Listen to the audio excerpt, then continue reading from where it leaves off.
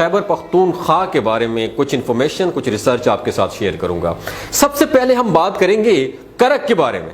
کرک سے گزشتہ 11 ماہ میں 85,43,000 بیرل تیل برآمد کیا گیا ہے۔ سوات کی بات کریں گے۔ سوات میں بہترین زمرد کے 70 ملین کیرات ہیں اور مارکیٹ میں 220 کیرات کی قیمت آپ جانتے ہیں کتنی ہے؟ 4,000 سے لے کر $6,000 تک ہے۔ کس کی؟ 220 کیرات کی قیمت۔ اس سال خیبر سے 40 ٹن فلورائڈ برآمد کیا گیا ہے۔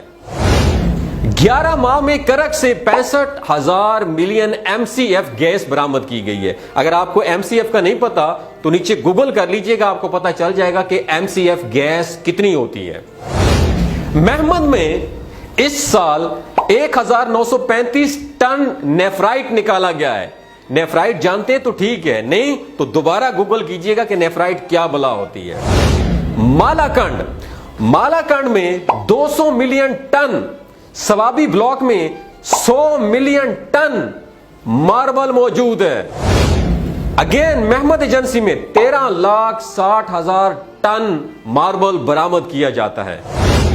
چترال، جنوبی وزیرستان اور جنوبی پختونخوا میں سالانہ 6,40,000 کلو چلغوزہ پیدا ہوتا ہے، جس کی قیمت چین میں 18,000 روپیہ فی کلو ہے۔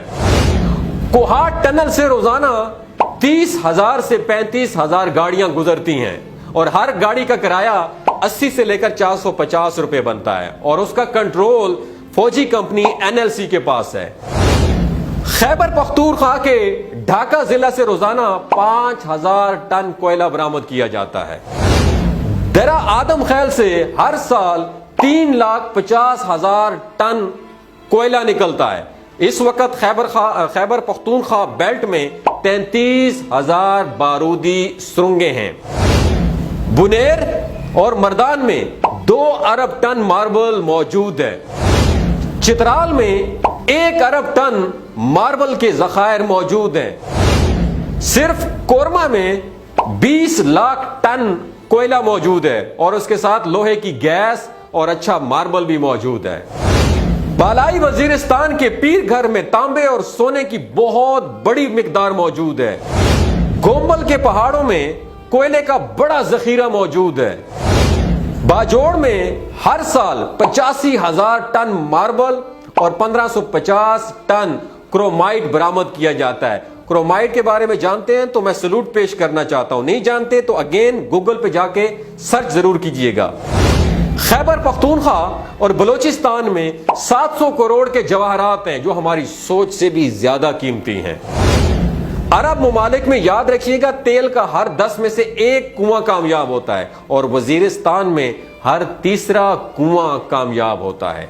میران شاہ میں دوستو اتنا زیادہ تیل ہے جو پاکستان کی 40 سال کی تمام ضروریات پوری کرتا ہے۔ شمالی وزیرستان میں 36,000 ملین ٹن تانبا موجود ہے اور 1 ٹن تانبے کی قیمت آپ جانتے ہیں کتنی ہے؟ $7,000 ہے۔